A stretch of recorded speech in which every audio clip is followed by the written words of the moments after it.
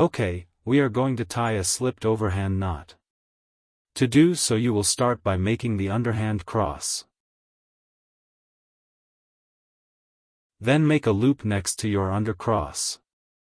Push the loop over and under the back. I put my finger there as I tighten it to keep the loop from moving around.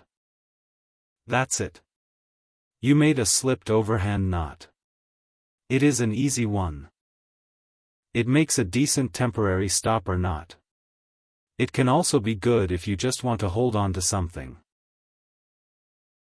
You can tighten it down, but you can easily loosen it back up. So you don't have to cut it to get it off. To untie the knot, all you do is pull the two ends apart. This is why it is good as a temporary knot. Tying it again.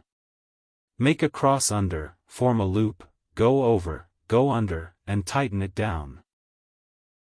And there you have it. Please like, subscribe, and check out my other videos. Click here to watch how to make a double overhand knot. Thanks for watching.